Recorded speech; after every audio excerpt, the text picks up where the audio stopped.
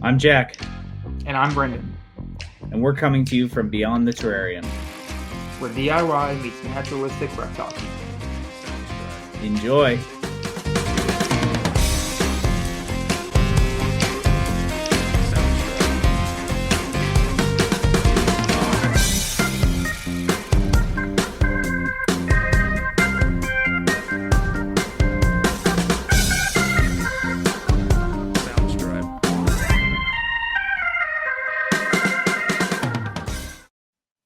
All right, everybody. We are back. It's been some time. You guys will have just seen an episode last week that Brendan and Jack recorded. Jack Thompson, that is. But Brendan and I have not recorded together or even talked to each other in 3-4 weeks, maybe. It's been almost a month, yeah. Yeah. So we already talked about this, and I'm sure you guys talked about it in the last one, Brendan. But you had your kid. I did. You've been very busy, and I've been on vacation. I'm still on vacation actually, and so I was off work for 2 weeks. So there was a ton of prep that I had to do before being off of work for 2 weeks. So I was just slammed with work, and then was on vacation at the beach last week, and going to Jersey tomorrow at 4:30 in the morning. So life has been very busy. Yeah, I forgot to tell you that. What? Yeah, I'm flying up to New Jersey tomorrow mornings for the 4th. Oh, wow. So okay. Yeah, it'll be fun. Busy boy. Yeah, I'd love to go see some more spotted turtles. That's my goal for Saturday. So we'll see. But yeah, so we've been busy. But Brendan and Jack recorded a great episode last week that'll be up. You guys will have already seen it up by the time this comes out. They talked about Jack's new room kind of build, his new setup for his reptiles, and I think you guys talked about your anole enclosure as well. Yeah, we talked about the anole build. We talked about his room, living in California and keeping animals in a garage in general. It was a pretty insightful episode, I think. It was fun. Yeah. The episode that Jack and I did too, where we kind of talked about that at different locations and controlling your reptile room. Yeah. Which is a topic that's not people have talked about it for sure, but it's always very interesting just to think about it from somebody else's perspective and different environmental factors that you have to control and the different equipment and stuff that you would need to do that. So yeah, it's always very interesting to listen about that. So but yeah, so Jack is going to be joining us, I think, pretty regularly going forward on some of these episodes. We, Jack is very much in line with our ideals of keeping and the way we see the hobby. So he's definitely somebody that we've connected with really well, and is going to be a long-term member of the show. He is currently setting up more of his reptile room, I think, because they're about to have a heat wave this week. I think what did it say, 106? Dude, it's funny because last episode we talked about how perfect his weather is out there and how they don't have hot days. And then he sends in the group chat it's gonna be 106 next or later this week, and he's panicking about his room. So yeah. 106 is a terrifying number. I can't imagine it. I think we jinxed it a little bit, is what happened. Flew too close to the sun. Yeah, man. So, but yeah, so he's working on that tonight. We'll get him back on going forward here. We'll try to do some guests. We have only been doing boys only episodes just because we haven't planned far enough in advance to get guests. So we're definitely going to get the guests starting back up. I feel like this, the episode that just dropped will have just dropped before this episode 16. We'll just start calling it that.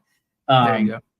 Episode 16 will be the first episode of season 2. So we'll start season 2 with that episode, have a little break in between.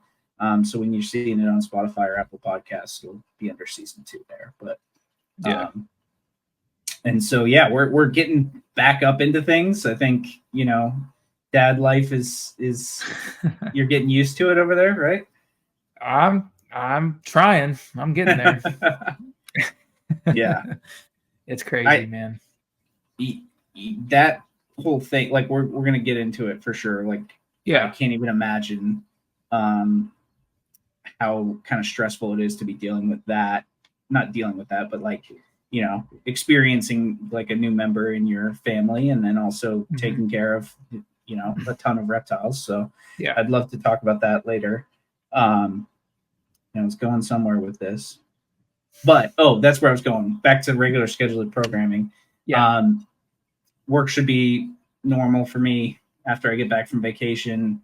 We've got Jack, who will be all moved into his new spot, and then Brenden will be getting used to dad duties. So we should be back and rolling between the three of us. We should have at least two of us to do an episode each week. So we're not going anywhere. We kind of put it out with that burnout episode that like things were just really stressful for a little bit of time, and I think we're kind of hopefully going kind of over the hump, and we'll be back into it, at least from my side. On your side, what's crazy is I thought it was stressed when we released that episode, but my stress got worse, and then it started to get better.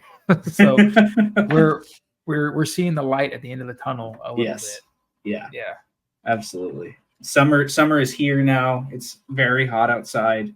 Yeah. I've been doing a ton of work outside too, which we'll talk about, but which is nice because I feel like, I don't know how it works for your job, like from a mechanic's perspective, but like I feel like office work, everyone kind of slows down in the summer a little bit. So not us, man. Hoping that's gonna happen. No, we get busier in the summertime. No, which is a good thing. When you own your own shop, man, work is a good thing. That's true. It's true. You gotta be you can't take what's for granted, Yeah. So absolutely. But yeah, so we're gonna be back. We're gonna get some good guests on here. We still need to have that arid episode. Dude, speaking of that, I have been like looking at Instagram like crazy, trying to find somebody who like does a decent bit of it. It's kind of tough to find, man. Yeah. A lot of guys I find are like in like other countries or whatever. Like a lot of guys in like the Asian countries always are insane and do crazy stuff, but like the language barrier and the time change, just like not gonna happen. So if you're listening to this and you do bioactive arid setups, yeah, definitely hit us up because we need to we've been talking about that episode since before we even started the podcast. So yeah, we wanted that to be like the second episode and we just never did it. Yeah. Hard to find, man. It's definitely not an easy thing to do. And so, which is why we've had questions on it and why it's hard to find somebody to talk about it. I have a few pages on Instagram I found, but I haven't reached out to them yet. But I do have a couple leads, so we'll see how that goes. But awesome. But yeah, so like that's in the works for sure. We're definitely going to do an episode on lighting as well. I'd love to talk to some lighting experts on that. That'd be, I think, amazing. It'd be cool to talk to like maybe a cage manufacturer about how they like design cages and stuff.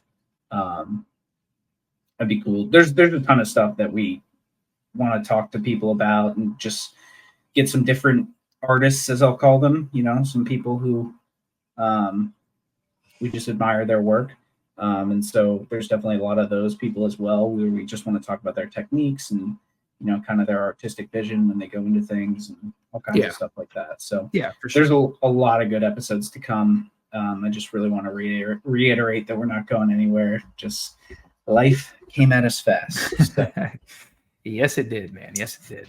It did. It did indeed. But it happens, man. It happens. It does happen.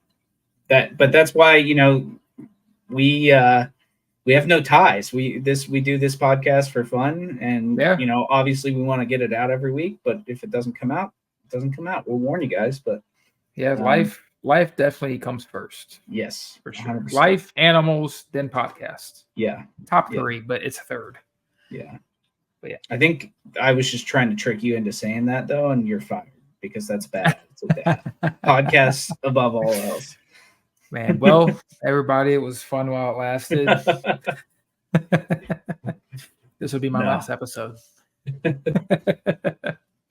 One thing I did want to quickly bring up and talk through. this is gonna be nerdy here, but Okay. I was on vacation all last week, and I played this little game called Planet Zoo. And I was playing that thing for way longer than I should have been. Yeah.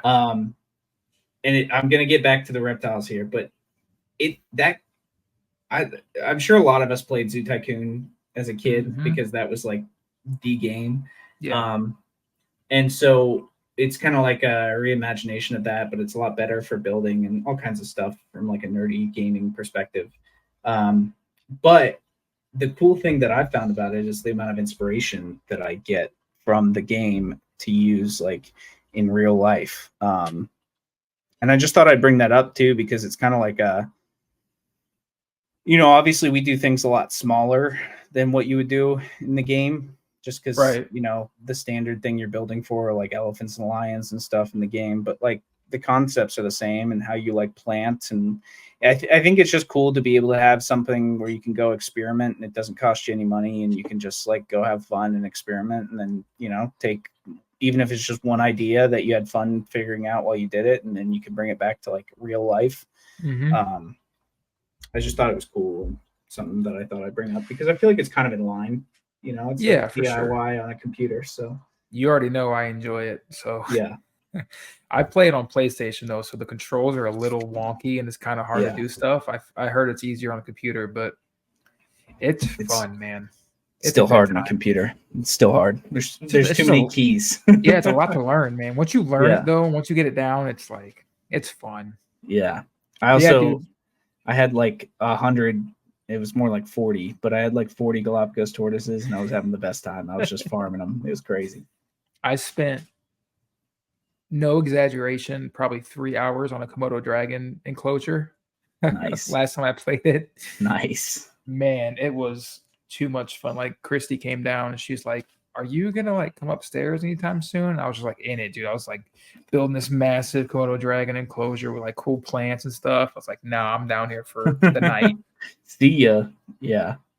Yeah, I'm with you. It also gives you that little fix of like, I can't have a Komodo dragon in real life, but here's what I Yeah, got. So exactly. if you have any itches to go buy a Komodo dragon or a saltwater crocodile or something like that, just go play the video game instead. They have a bunch of reptiles on that game too. It's Yeah, pretty dude. crazy, like Asian water monitors and all kinds of stuff. It's awesome. Yeah, I downloaded every single, or I like purchased every single reptile possible outside of like the exhibit boxes. And Yeah. so I had like, they have like 4 species of crocodilian, which is sick. They Mhm. have gharial, they have saltwater crocodile, the Cuvier's dwarf caiman, and then the spectacled caiman, which I just think is like pretty cool that they Yeah. have like that many crocodilians. And then Nile monitor, Asian water monitor. They have both Galapagos and Aldabra tortoises, which is Yep. cool. They have an exhibit box for a Herman's tortoise. There's like yellow anacondas, all kinds of stuff. It's So wild. yeah, it's awesome. It's like all of us have that little thing inside of us where we're like, one day I'm gonna build a zoo, and that was for a Yep. long time. That was like my thing, and then I, became an adult and like had real life responsibilities, and I was like, oh man, it's tough out here. So, but this gives me my little fix, So Yeah, it um, does. It's fun. yeah, I just wanted to bring it up and talk about it for a second because I've been obsessed with it ever since I played. So, and it's kind of like in line. I just thought it was Yeah. cool because there was like a lot of inspiration that I got from it. So, I might have to break it out again this weekend for a little bit. yeah, man, do it.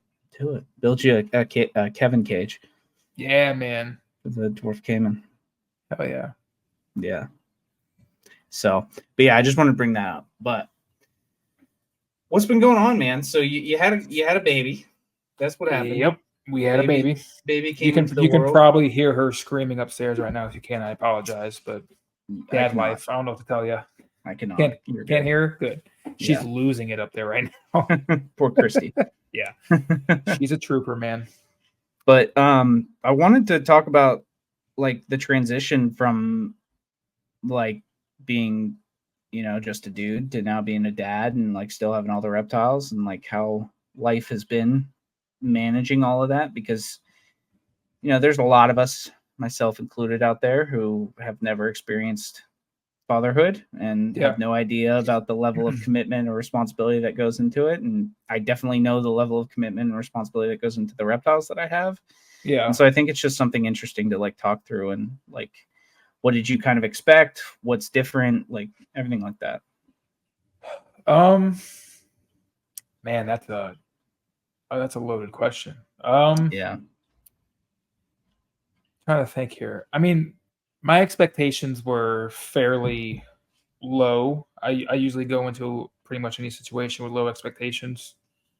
I don't know if that's a good thing or a bad thing, but it's Daniel. When we had Daniel on, he hit it on the head, dude. It's like taking care of a very expensive reptile. It really is. It's kind of crazy. I thought he was just, saying it to say it, but it's actually kind of true. Like, yeah, man, I'm a very routine person, just in general. Just like, that's my personality is just I'm very structured and I do the same things pretty much every day. So having the baby has flipped that on its head, 360, like completely just obliterated my routine. So I'm still trying to figure that out, and that's the biggest stressor is like taking care of the baby's easy. People who say babies are hard, I don't get that because either we have an easy baby or it's just not that really that difficult if you just spend the time to do it. But taking care of a baby on top of a bunch of animals is a struggle, dude. Yeah. It's not easy. And luckily, we were talking about this before we recorded, but Christy is a trooper and fantastic mom, and she kind of takes over whenever I have to go down and do the reptile chores. So that helps a ton. Like if I was a single dad, dude, there's no way I'd be able to have this many animals. I don't think. Like, just me personally, I don't think I could like keep up the level of care that I prefer to. Yeah. But yeah, we're still trying to figure it out over here, but we're making it. I'm keeping the animals alive right now.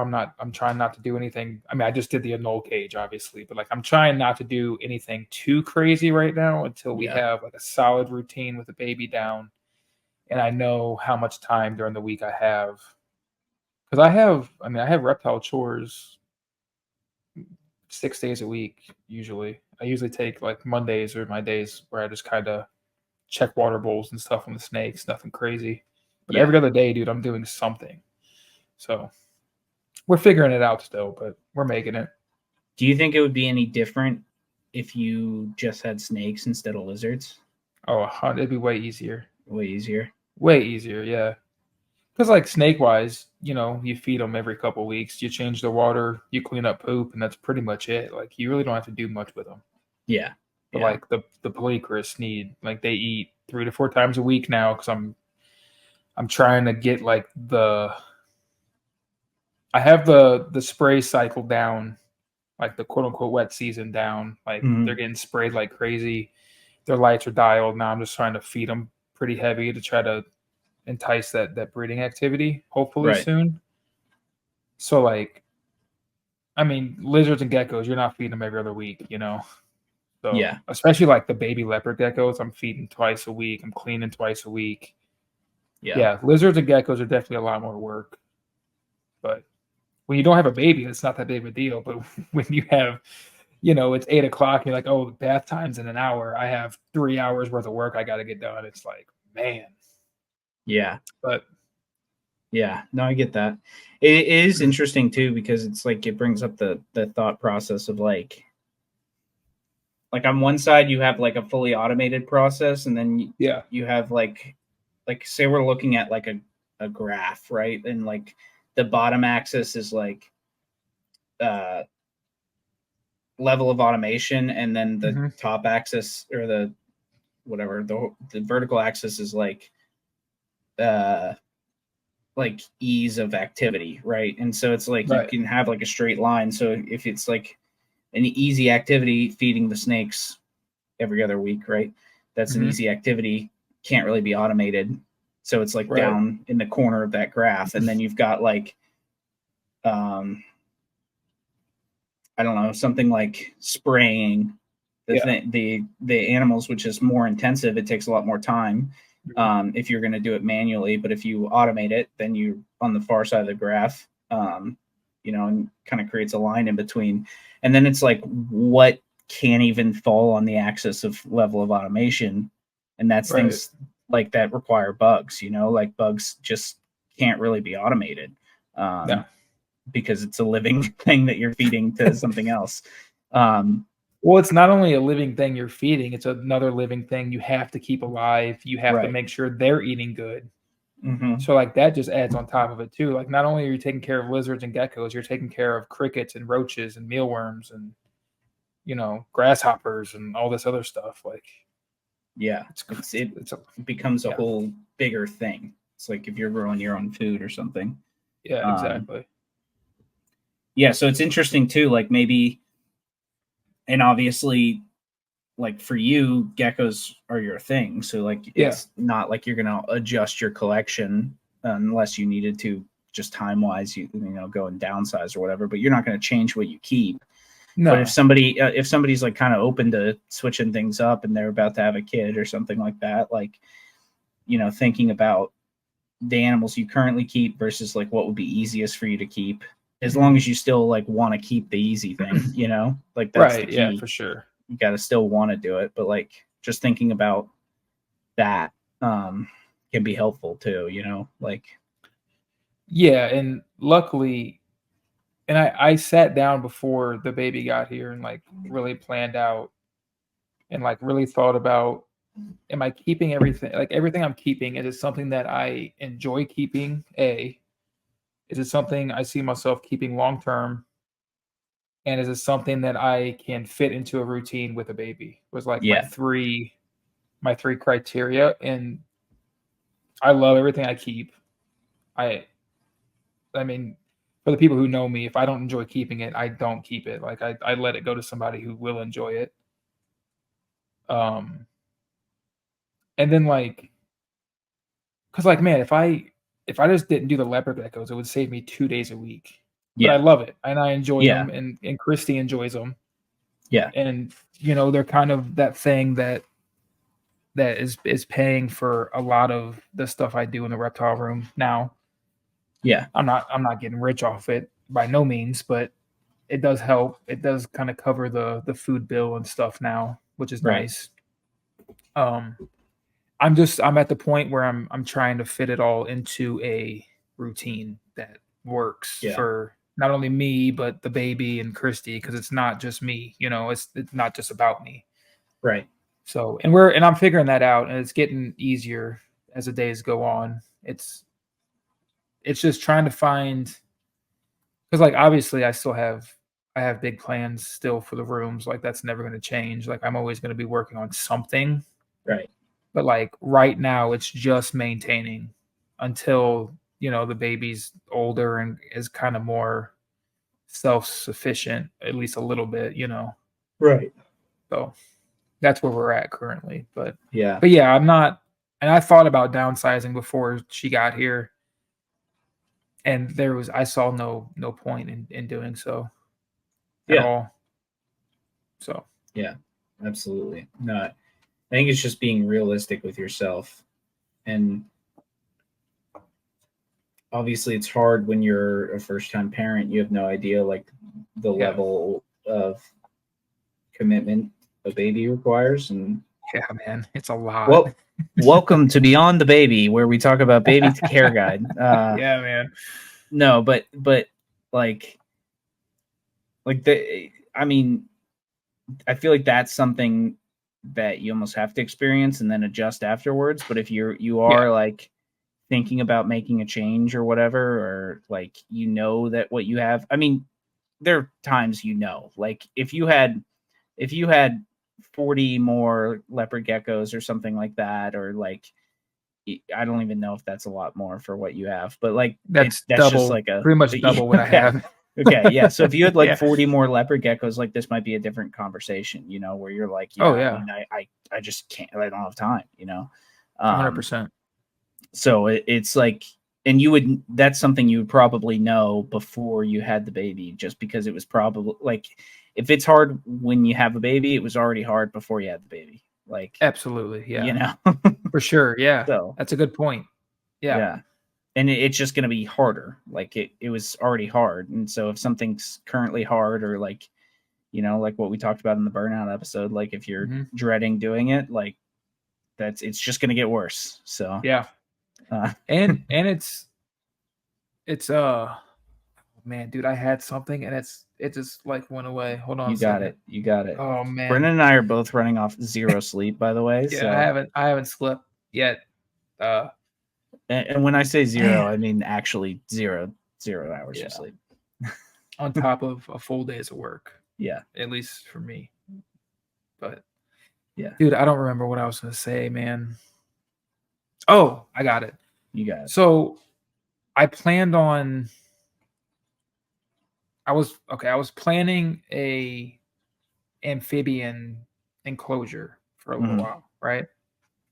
Had the species picked out. I have the cage, like it's the old monkey lizard cage, which was the old and old cage, and now they're both moved, obviously. So I have that 3-foot cage just kind of chilling.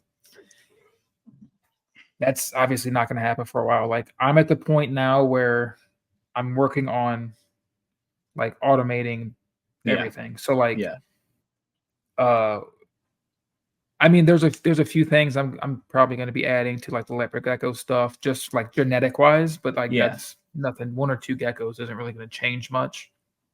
Yeah, it But helps like with the continuity of your projects and stuff like that. Like, yeah, exactly. But the next goal is like getting a Miss King on all the cat gecko cages, yeah, because that's a big part of my day. Like on those days, it's it takes a while, and Yeah. especially with having a kid, like at least for me, what takes maybe 2 hours sometimes now will take 3 or 4, because if Chrissy comes down, it's like, yo, I need your help with something. There's no like, oh wait, let me spray this gecko cage. It's like you go help with the baby, whatever she needs, and then you come back and try to get it done. yeah, So, and some days, like when I was working on the anole cage, like I had the baby and a bouncer in the gecko room, just like chilling while I was working on it, because I was the only one home at the time. Chrissy was grocery shopping or, doing whatever countless other adult things that we still have to find time for also in life in general. So yeah, it's going to take a lot more time. It's going to be more stressful for sure. But yeah. I think that's a great point. Like an additional level of stress on top of like what you're currently dealing with, and like if you apply another layer of stress to your current keeping situation pre-baby, like does it do you like the way that your life/collection looks yeah, with that extra layer of stress? If you're already stressed, like you're gonna have problems. So yeah, exactly. And luckily, like my stress, at least with the reptile stuff, was very low beforehand. yeah, I keep very low stress. Like I'm not keeping nothing crazy, no like crazy wild call stuff I got to worry about, that whole thing. But yeah, luckily my stress hobby wise was like almost non-existent, which was nice. yeah, that is very nice. Yeah, I think too, like we just talked about the animals that you keep requiring a little bit more effort because Yeah. of the bugs and stuff like that, and the continuous feeding and everything like that. Mhm. But I think that the other side of it is that geckos are a low stress animal. Like they can take a lot more. Like things don't have to be exactly perfect. Obviously we strive for them to be, but like you have flexibility there. For Like sure. there's a little bit of a safety net built in with them. And they're, the difference in size from baby to adult isn't like you're breaking, like if you've got things growing up, like it's not like you have to do a bunch of builds and stuff all the time to like rehouse them, whereas like Right. baby carpet pythons you got growing up, like that's going from like a tub to like a 4-foot enclosure. Yep. And you're spending, $500,000 to $1,000 total Mhm. on your entire cage setup versus, just a larger bin for the leopard geckos, or a $200 Exoterra, like all in, or Exactly. Yeah. something for the cat geckos. Yep. Which is another thing too, that like I'm in that stage now, which is why I've been building like crazy, is because I have a ton of young animals that are, growing up and getting Mhm. bigger now, and it's like, where's that alligator snapping turtle gonna go?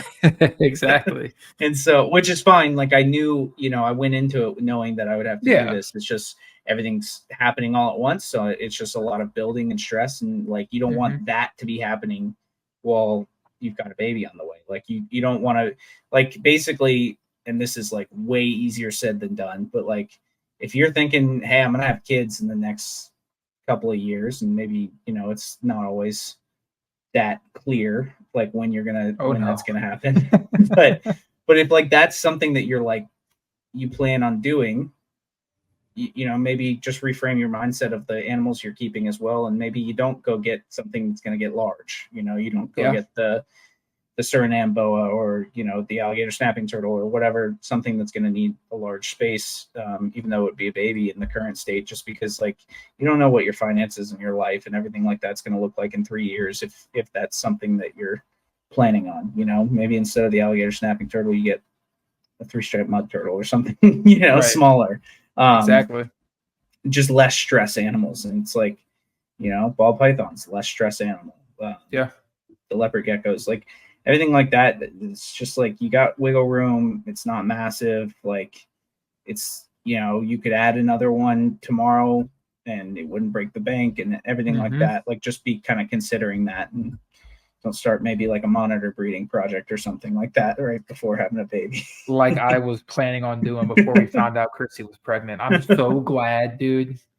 Yeah. Uh, So that's a perfect example though, right there. Like that dude. reframed your mindset, right? Like you're like, okay, maybe I'm not going to do that, No, I decided not to before we even found out she was pregnant. So luckily, Okay. I was gonna pull the trigger and get like a pair of Indicus again. Like, Yeah. and that the snake room was gonna be just for them, like the whole room. Thank God I talked Yeah. myself out of that Yeah. beforehand, because, dude, that would have been a nightmare. Yeah. Because that's not something that's everyday care. Yeah. Like there's no days off when it comes to that kind of stuff. Yeah. And you think about building an adult enclosure for that, Yeah. that's, especially if you got multiple, like that's a month's worth of work on the weekends, building something like that. Yeah, and Especially the way we would build, you and I would do something like that, where it'd be, balls to the wall. and I was gonna buy like 4 of them to make sure I had a Yeah. pair. So Yeah. like, yeah, thank God that didn't go through, and I decided against it, man, because yeah, we'd be having a totally different conversation right now. Yeah. But that's a perfect example. Like, and obviously, like you said, you did that before the baby, but like, I'm sure if you hadn't have done it yet and you found out about the baby, this decision would still be the same. You'd be like, all right, Oh yeah, yeah, I it can't wouldn't do have this. happened. Yeah. No. But I think also the problem with us as reptile people is we can be a little bit impulsive. I think that's a common trait shared between all of us. For sure, yeah. And so like, we don't really think about like long-term ramifications all the time, like Yeah. maybe we should. And I think adding a baby to the context like really makes you have to think about the bigger picture, I guess. Yeah, and as like, it's probably gonna sound bad, but like as a person, like personally, I mean, I'm selfish, I feel like a lot of us are like that. A lot of us have very selfish tendencies. Mm-hmm. With a baby, dude, there's no room for that shit. Yeah. Like, it's like them first, whatever they need comes first, and then whatever's left, you and your spouse get to get the fight over. But Yeah. yeah, there's no more impulse buying animals, and which I never really impulse bought animals, but like there's no There's a lot more finding it. saying no to things. Yeah, there's no like, oh, this lizard's cool. I think it'd do good in the room. I'm gonna build an enclosure and do like the whole research phase for a week or Right. whatever, and then purchase this animal next week and it's gonna be here. Like there's none of that happening right now. It's just like it's very, hey, I'm thinking about this within the next like maybe 6 to 8 months. Is this something that you think we could do? Yeah. Yeah. And that's a big change for me Yeah. because before the baby, even with Christy, she was like, you have the money, do it, you know. Yeah. Yeah. Now it's like, yeah, we have the money, but we have to buy this for the baby, or you know, we need this new car seat, or we need this stroller or whatever. So it's like Yeah. it's very, you got to be very, very selfless, which is a new concept for me, and I'm working through that in my personal life, you know, obviously, but I'm not Yeah. perfect, but it's a change, man. It's crazy. It's a lot more changes than you think. That's for Yeah. sure. That's for Yeah. sure. But it's worth it. Like, you know, it's dope being a dad. I'm enjoying the hell out of it, but it definitely is a big change. Yeah. But I think it's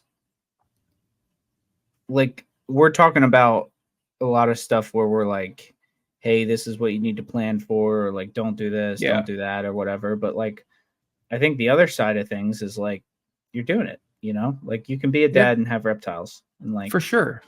and It's it's definitely a possible. significant amount. Like you don't have a small collection by any means, you know. No, So like, I have 2 rooms full.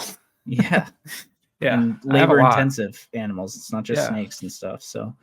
Um, so you can do it. It's just be prepared for a lot more work than you were used to, you know? Yeah, and be prepared to have the conversation with yourself if you get overwhelmed. You Yeah. know, you got to really sit down with yourself and decide on whether this is something you can keep doing long term, or if you need to downsize. And if you do need to downsize, what is it that you're going to get rid of? Yeah. And you got to be very, very black and white with it. Yeah. I think Which, like I too, said, luckily for me, that's not the case. But yeah. I mean, you know, like imagine if I had twins or something, dude, I would have to. like the leopard geckos would have to go at least because they're the most labor intensive animal I have here. But But but twins, hear me out. oh man, Same time, everything. They're like yeah, synced up, you know? So it's like you get 2 birds, 1 stone, you know? yeah. But then you each get one all day. Or you At just least both this have one I can pass off. Like here, you can take care of her for a little bit. Yeah, that's true. That's very true. No, but But it's yeah, it's you gotta be very, very open with yourself and very, like I yeah, said, you gotta be very selfless. yeah.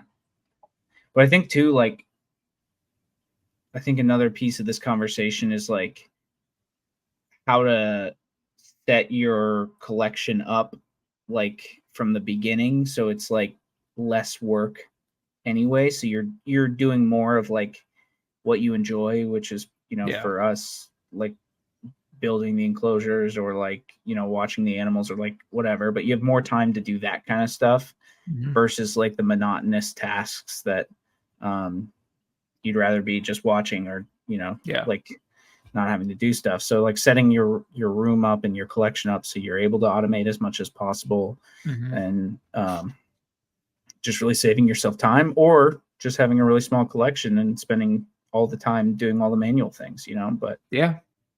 I don't think most people are inclined that way. But um, Unfortunately not. It'd be easier for us all, but yeah, yeah, 100%. we're But not like, we're not wired that way. no, I'm so impulsive. I want every turtle known to man. Got to catch them all. But like, I think like from the turtle perspective, and this is just like to give context and ideas about like how you can do this, but like I'm planning that, and obviously I am not there yet because of my current room situation, but the next room, like I've already, Jack and I kind of talked through this, but like I've got it planned so all the systems are going to be in there, so I'm not going to have to do water changes because it's all Yeah. going to be automatic, and I'm really not going to have to feed. I mean, I'm going to have to feed consistently, but I have automatic feeders that feed every other day, Yep. pellets, you know, so at least every other day they're getting their pellets, and then the other days I'm feeding either fish or lettuce or plants or whatever else I'm feeding. But like Mhm. that at least takes out half the work of me feeding. Now pellets are easy, but like, you know, there's some days you just don't want to go and do things, and it's like, okay, I'm Yeah. good because they got their food, they don't need a Yep. water change, like everything's good, and I'm down there all the time, so it's not like I'm not checking on the animals, but like from an actual work to do perspective, like being able to, automate misting and water changes and feeding if possible, like for the turtles. I'm just really pushing turtles here because I think that they're the most automatable for sure. reptile. So absolutely. Because everything that works for fish works for turtles, so that's kind of good. So but automation's a big thing, man. Like yeah, I never really cared about it until I put that Miss King on the Polycris setup, and I'm just like, dude, this is life changing. Like it's amazing. Not only do you know at 3 times a day they're getting sprayed, but to like sit and watch the misters come on and watch how they interact with it, it's so cool. Yeah. So yeah, that's definitely the direction I'm going to is automation. Plus, like, not only in terms of like the baby, but when she gets older or whatever, and we have whatever she's into, she's going to be into something. I'm sure there's going to be some sort of extracurricular activity that we're going to have to go to. So that's going to be less time. Yeah. In the future. So the more automated I can get, the better. And obviously that's down the road, but that's still something you have to think about. Yeah. Do you have like one extracurricular that you don't want her to do? That I don't want her to do? Yeah, like no wrestling. Oh no, dude! I hope she gets into that like combat sports, man. That'd be dope. Yeah. No, not really, man. Killer. Whatever she wants to do, I'm game for. I don't give a shit. Yeah. I don't care what it is, as long as she enjoys it and puts in 110% effort.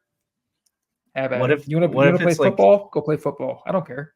What if it's like the dance things, and then you turn into like one of those dance moms? Have you seen those? That's fine. Yeah, I'll wear a tutu if I have to. I love it. I love you being a girl dad. I love it. I'm hoping it's more like, hey, there's a reptile show this weekend. She wants to go to the reptile show. That's what I'm hoping. Yeah. Yeah. Because she don't have to like it, but she's going to be raised up around it, obviously. So. Yeah. Abby and I were talking about what turtles I'm going to put in our future kids' rooms one day. I hatched that leopard gecko this year that's got like the gimp arm, so we're gonna keep her as a pet, and she's gonna eventually go in the baby's room, I think. Nice. Yeah. Nice. That'll be awesome. Yeah, she's a spunky little thing. For only having 3 arms at work, dude, this gecko is nuts. she gets around. That's she makes up for it. In dude, she's got some spunk on her. I was just thinking about it. We should have done a round table with Zach and Chaz on fatherhood and reptiles, but yeah, man, we should have. I didn't even think about that. Yeah, but what made me think about that was because Chaz, more than Morelia, we talked about him a couple episodes ago. Great fella. Brenden and I look up to him immensely. Oh yeah. Mm-hmm. But he's got 2 kids, and Henry, his son, has a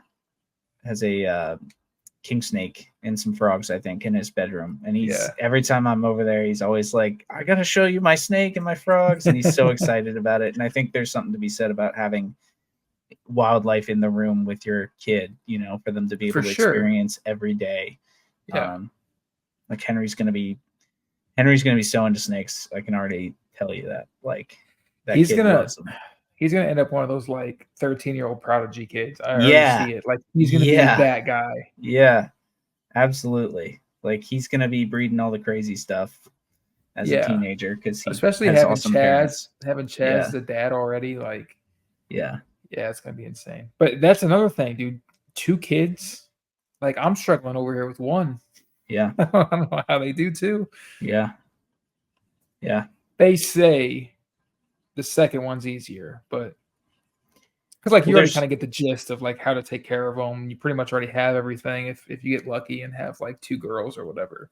Yeah, but you've already gone through it. You're not like as stressed because you're like, all right, I can deal with this. Like been here. Yeah, before. Exactly. Yeah, but it's not like the first time you get pooped on the face and you're like, what do I do now?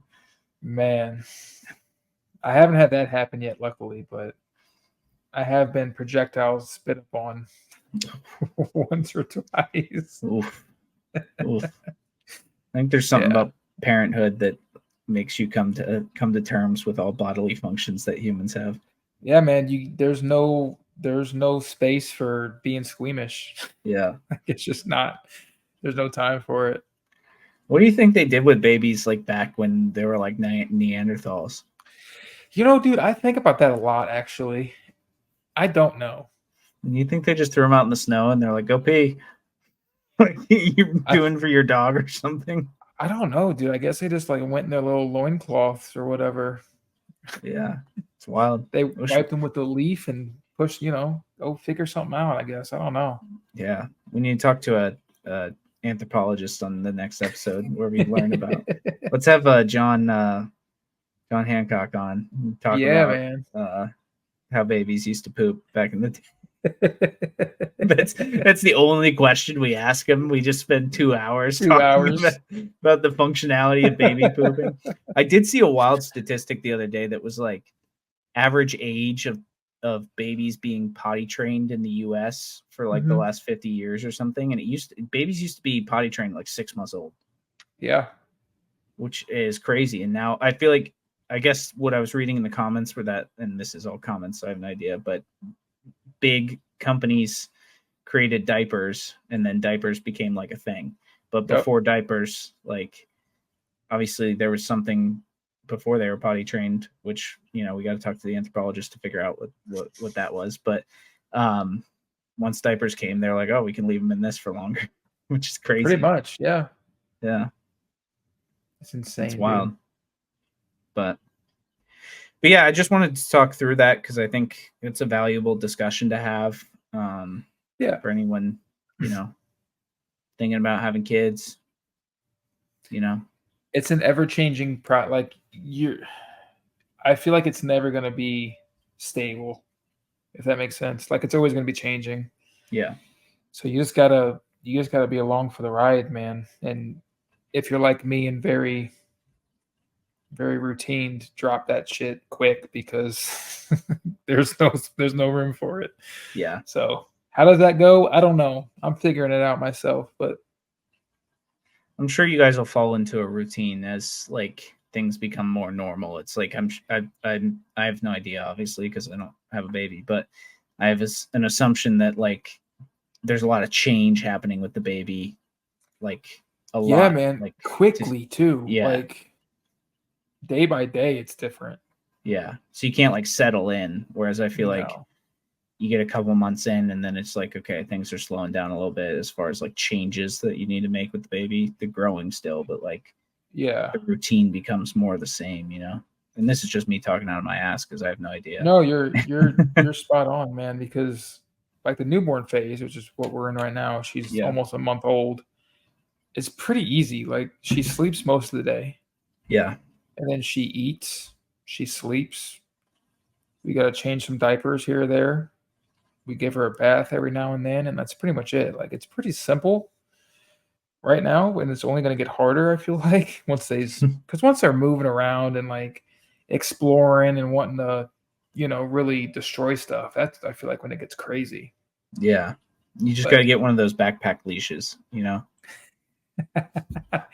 I was so against those things before, man, but that might actually be a good idea. Now, not so bad. Just tie her up in the backyard for a couple hours. No. You're like, you actually have just one for like somebody's iguana that you got a PetSmart. Oh man, I'm lucky right now though because Chrissy's off work till the beginning of August. So oh wow, she's here all day with her, which is a whole other. I feel bad because like obviously I have to work, so I work most of the day, and then I come home. I like shower and then I have to do reptile chores most of the time. Like by the time we eat dinner and stuff, it's like almost time for bed. So it's the scheduling and the routines. It's iffy right now until she goes back to work and we really like settle into a routine. But we're making it. It's fun. I enjoy it. It's crazy. It's a crazy ride, man. But we're getting there. Yeah, slowly but surely. Yep. Yeah, but I think too, like what we kind of said, like focusing on the fact that it can be done, and it can definitely be done. Yeah, you just got to put the effort in. Yeah, which goes for anything in life. You just, you put the effort in and give it your all, and it'll work out. Yeah, I feel like like significant others who aren't like in the hobby, you know, like Yeah. Christy or Abby or something like that. Like, I'm not saying they think like this, I'm just using them as an example, but like, you know, they see before having kids how much time things take, and they're like, oh my God, we're going to have so much extra stuff that we have to do. And like, it's just nice to have a reference of like, hey, Brenden can do it. We can all do it. And, Yeah. you know, you can make it work, and there's still time to be had. And you don't at least seem like a miserable lad currently as far as like doing too much and being tired. I know you're tired, but like, yeah, that's it, man. It's just the sleep thing for me right now is rough, but that comes with a newborn too. I was prepared for that, but you only prepare so much, man. Yeah.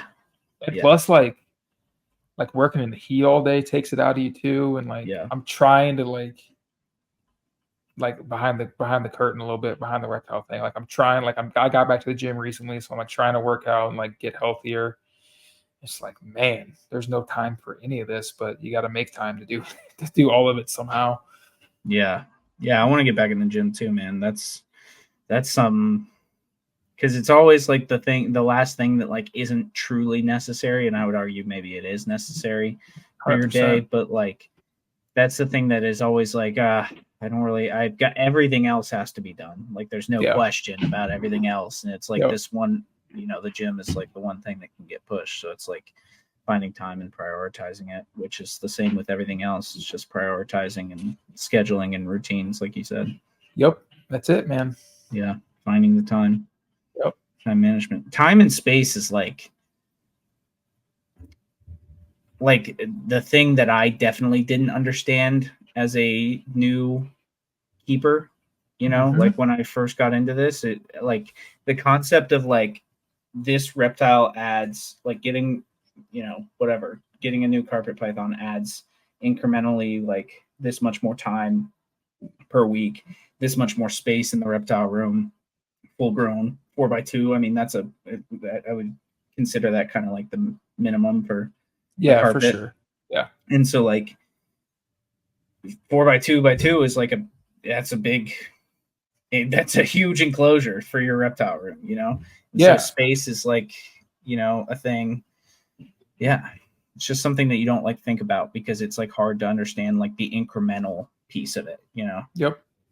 Well, even now, like I'm almost 30. I've been keeping reptiles basically my whole life, you know, just about. I got out of it for a few years, but even building these 2 rooms, when they were done, I was like, I'm gonna have so much like room for the future. And then I got everything in the rooms, and now it's like I'm essentially out of space. Like, the gecko room is filled to the brim. Yeah. Which in hindsight, I didn't think about like the sink and like the water container for like the RO water and like where's the incubator gonna go? Oh, I have a freaking beta fish tank down here that Christy wanted now that I got to find a place for. And like, dude, it's just crazy. You think you have more than enough space, and then you get, because I had everything in one room upstairs, basically, minus the cat geckos were in my bedroom, but like everything else was in one 10x12 bedroom. And now I have 2 of those, and I have less space now than I did in the original room. It's crazy. Yeah. It doesn't make much sense. And I think it's because both space and time are kind of like space and time, but they're kind of like the like they don't really exist. We've just put measures on them, you know? And so it's like, it's hard sometimes to like comprehend that. And that probably sounds incredibly stupid, but like, it's kind of hard to like everything's based on something else, you know, like how much time you have left is based on how much time you currently have. And then the amount of time that like is going to be required for this extra thing that you want to do. And like, it's hard to put a finger on, you know, how much extra time is this singular carpet python. And like, maybe that singular carpet python, you know, adds half an hour a week, but then you've got 12 more that you purchased in the year because you're trying to like get this project going or whatever. And it's like, you know, that's 6 more hours a week, you know, if you're using the half an hour a week thing, which is probably lower, you know? Well, that's how it went for the leopard geckos for me. Cause So, and I feel like a lot of people in the hobby can resonate with this. I'm not a get one for now and then get another one next year kind of thing. I'm like, if I'm gonna get into something, I'm gonna Yeah. jump Get the both group. feet in and just get at least a group of them. Yeah. And having friends in the hobby that have what you want, that'll hook you up, makes it even easier, which is not necessarily a good thing sometimes. But Yeah. Christian Parr hooked me up with like a decent group of leopard geckos to start out with. And I was like, cool, these guys take up, you know, an hour and a half a week, 2 hours a week, maybe to Mhm. clean and feed, which was fine. And then you start breeding them, and then you realize how many eggs they have in a season. Yeah. And with just 2 females last year, I ended up with whatever 25, 30 babies. And that 2 hours a week, it turned into tenfold, probably Yep. not quite tenfold, but like it Yeah. upped a lot. And it happens quick, dude. And then now it's like I have, man, I probably have 22 adults or Mhm. so, including like raise ups from last year. And then I already have like 20 babies this year, and I still have like 16 eggs in the incubator. So it's like, you know, at that time, that's why I said it's 2 days a week now, because it really is. It's Wednesday and Saturday or my leopard gecko only days. Like that's all I do is leopard geckos. Yeah. And then you think about, this is going like really down the rabbit hole, but like you think about paper towels, because I keep all mine in tubs just because it's right now it's easier for me to clean tubs than it is like have them all in cages and money and all that stuff. But like I go through a roll of paper towels every time I clean them, at least. And like the big Yep. ones, the big bounty, like, single Mhm. half sheet stuff. I go through like 2 of those a week on top of, I'm buying 5,000 mealworms twice a month. Like it adds up quick, dude. You don't really think about it when you're in it, but if you step back and really think about it, it's like, damn, that happened quick. I didn't have Yeah. leopard geckos 2 years ago, and now I have like but I wouldn't change it. I love it and I enjoy it, and it's fun for me. Yeah. But if you don't think about the stuff, man, it happens very quickly. Yeah. And no, 100%. I think an interesting exercise, and I've never done this, so I'm not going to be like a preacher and say everyone should do this before they buy an animal, but like I think it would be interesting for somebody to do like a just like kind of a thought process on it. Like, say you're getting a boa constrictor and you have carpet pythons or whatever, so they're going to be similar care. So like Yeah. just time yourself on like how long it takes you to do like the chores for that one snake, and then Mhm. time yourself for the entire room, Yeah. and then add that one snake onto your entire room and Yeah. see if that's doable. Then maybe it's like, hey, I'm going to buy out a whole project, then try to figure that out for like 4 snakes. And you just have to do it one time, then multiply it by 4. It's not like you need to do it 4 times and time yourself the whole time or whatever. But like, Right. and I'm just saying this theoretically anyway, because it's just something I thought of and I haven't done it. But I think it'd be an interesting way to kind of like level set with yourself and like kind of like even out your initial like excitement, because we all Mhm. get that where that creates the impulsivity where we're like, holy shit, like I love this animal, like I don't know if anyone else is going to breed it, like I don't know when they're coming in again, like whatever, all the things that we tell ourselves on why we need Yeah. to buy the animal at the time. We always come up um with some excuse in our head to make it yeah, re. yeah, which sometimes it's fair, but also like for the majority of us, we're not out here breeding world's firsts, or like, Yeah. I'm not breeding anything that no one else has not bred in the US, at least currently, so it's like whatever. Yeah. um it'll always be available. But like I think it'd be interesting to be like, okay, so this is how much extra time it's going to take, this is how much extra money per month or whatever it is going to cost me. That's very easy to price out, especially if we're talking snakes or even geckos. Like it's, Mhm. you could price that out pretty easily. um and then multiply it by however many animals. Like even if you like have like a goal collection in mind, like this is what you want to be at. Like I know we talk to Chaz all the time, he's got like a goal rhino collection, and I'm just using that as an example because that's like he wants to have like 10 breeding pairs or something, right? So it's like, okay, so you got, I don't know, let's say you got like 5 currently, you want to get to 10.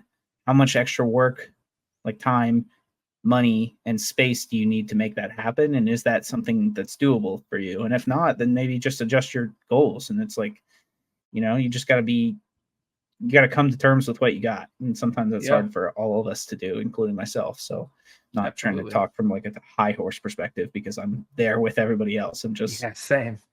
Thinking through it. But I think that would be interesting to like kind of level set with yourself, Yeah, and then tying that back into the kid thing, it's like, in general, unless you already have like an insane job and you have money stashed away, then good for you. A lot of us don't, including myself. Same. Then it's like if you take in the rhino example, it's like you have 5, you want 5 more.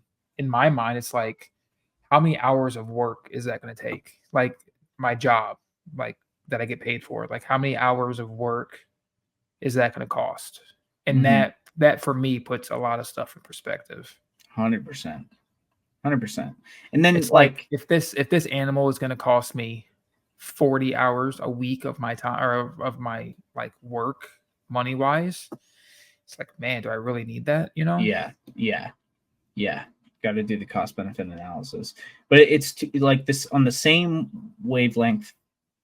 Like from a positive perspective, you could also price out like how that helps your collection, from a monetary standpoint. But I think the key there is don't be optimistic with it. You got to be very realistic and like don't count your eggs before they hatch, because wouldn't want to like okay, I'm getting this group of Spangleri, and that's just whatever. I've been thinking about Spangleri recently.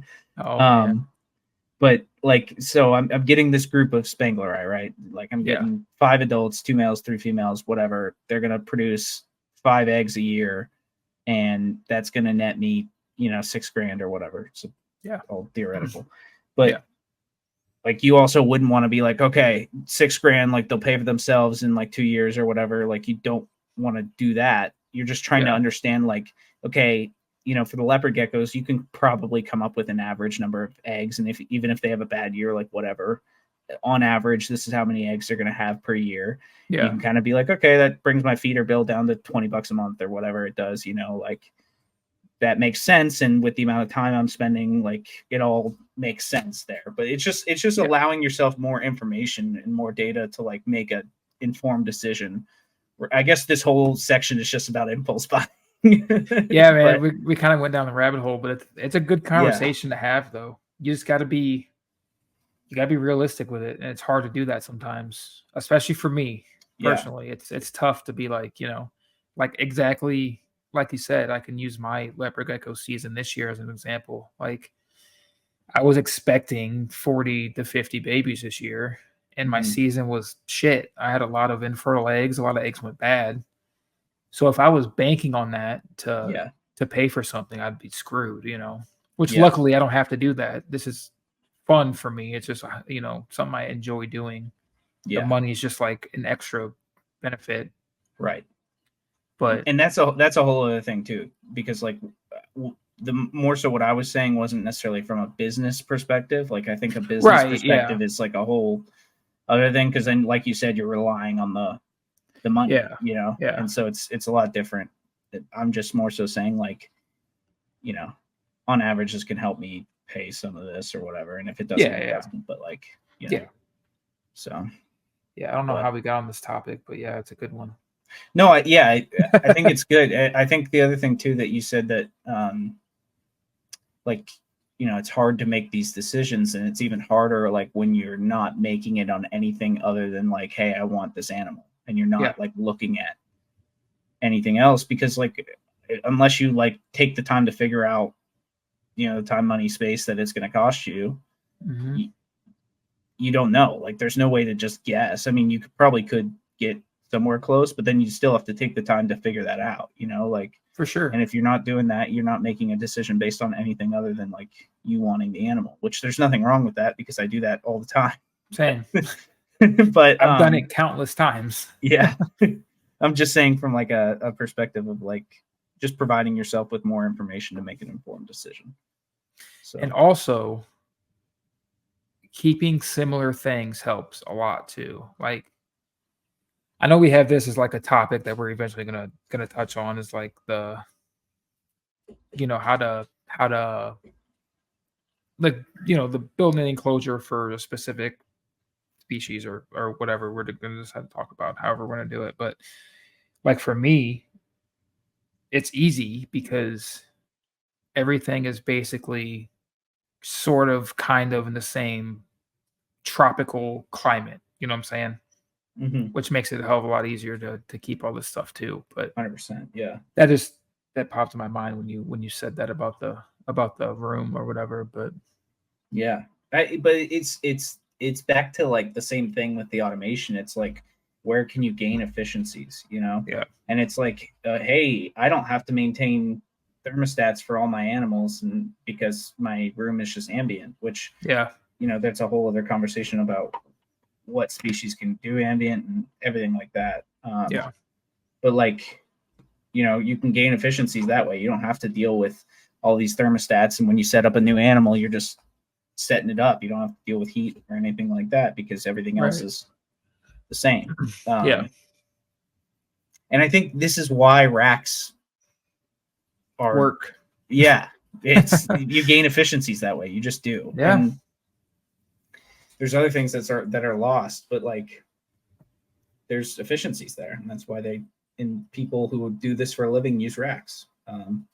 Yep. Because they believe it or not, have the exact same restrictions that we do as space, time, and money. So Absolutely. That's it. It comes down to the big three every time. Yeah.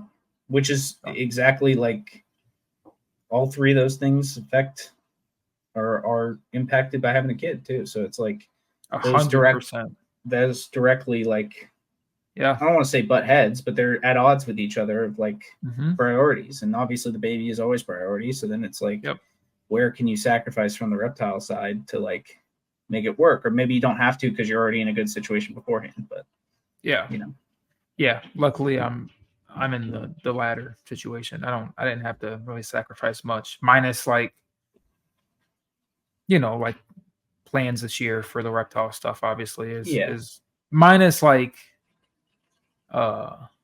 we've already paid for Tinley, luckily, so like that's already done, paid for, ready to go. Like we don't have to worry about that. But like new animals ain't happening this year.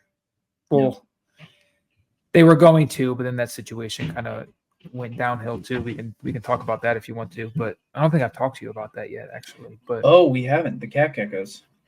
Yeah, so I was planning on getting a pair of like wild caught from Sarawak, Borneo cat geckos. From Ashley through Northern Lights from her Connect in Germany. And unfortunately, well, first, let me say, none of this was Ashley's fault. She's fantastic to work with. I've gotten geckos from her before. It went like absolutely smooth. Like none of this is her fault at all. So I don't want anybody to like take this conversation as like me bashing her or anything. 'Cause I'm not at all. She was fantastic through the whole thing, but the shipment got delayed for a couple months for whatever reason. I didn't really ask questions because it's really none of my business why it got delayed. She let me know it was delayed, which is all I expected her to do, right? Yeah. And then she had messaged me a few weeks back and said that she got them in, and I don't remember if it was the male or the female was like extremely old and just like ended up either dying in her care or like it's just like so far gone that she's not comfortable sending it. Yeah. So she was going to put me on the next shipment and she was going to pay shipping and everything to get me another one, which good on her. I really appreciated it, I was like, all right, cool. So I was getting the male, which it kind of threw off my plans anyway, because I already have a pair. So that would have put me at 2 boys and a girl, which is obviously not ideal. And then she had messaged me a couple weeks after, and I guess they had a massive heat wave in Canada, dude, and it just like wrecked her room. And because they don't have air conditioning up there. Right. And I don't want to speak for her. I don't know if animals died. I don't know what happened. It's really none of my business exactly what happened. Yeah. I don't know if she's even like actually talked about it publicly or not. I don't know if I'm speaking out of term here, but basically the cat geckos aren't coming. And, you know, before I even had a chance to like message her back, she had already like refunded me all the money and like everything was cool. But yeah, that was going to be the only thing I was going to add this year were those. But again, I already have a bunch of them, so it would have been nothing to set up a couple cages and put them in a room, and they would have been fine, you know. Right. But yeah, other than that, all my other plans this year that I had are not happening, and I'm fine with that, you know. Yeah. Yeah. It's just priorities. There's a level of peace with that too, where you're like, all right, I can just focus on like the things I need to get done in the room, Yeah. you know, without like adding anything else. Which worked out because the cat geckos weren't cheap, you know, they were pretty pricey. Yep. I got that money back, which allowed me to buy the new anole cage and get him upgraded and like build that out completely. So really it sucks. The situation sucks, obviously, and I feel for her especially because I'm sure she lost out on a lot of animals and a lot of money on that shipment, which sucks. But it kind of worked out on the back end for me to kind of, you know, upgrade the anole and like get things rolling with that. Yeah. So, and that's all I'm focused on right now is like selling some geckos. I want to do the Miss King on the cat geckos. I'd like to get some nicer racks for the leopard geckos because right now they're on that like homemade wood rack. And I hate it, dude. It's just a pain in the ass to work with. You gotta But set like up some other, Repti breezes for some baby poly crisp. I gotta set up some rep. I gotta at least think about that. Yeah. And get that planned out. Because if Luckily I get they're- eggs this year, dude, it's game on. They incubate for a long time, luckily, but Yeah, I I was gonna have say months that. and months and months. But Yeah. I have to be proactive on that too. And if she Yeah. drops me 6-7 eggs, dude, I got to be able to. That's gonna add a whole other level of stress. But Yeah. But I got to do a lot excitement at the of same I got to do a time. lot of moving around in that room and figuring out space for sure. But and then like holdbacks, like I'm gonna keep back at least one of them. You know, Holdbacks are always a problem. They're always a Yeah. problem because Yeah, no one dude. thinks about the holdbacks. Nobody does. I And don't. then they're like, fuck, I gotta do something with these because I can't let these go. Yeah. Yeah, I'm kicking myself in the ass now because I kept back like 6 leopard geckos last year. I was like, it's only 6, not a Yeah. big deal. Now they're like adult size. I'm like, holy shit! Like I have 6 more adults I have to take Yeah. care of now. So maybe the same thing applies to holdbacks where you kind of calculate it's the same, it's a new edition basically. It's the same thing. It is. It's like how much time is this taking me and like is it worth it for what I'm gonna get out of keeping this animal back? Yeah, Can we pause really quick? I gotta pee so bad. dude. Same. Actually, I'm glad you said that.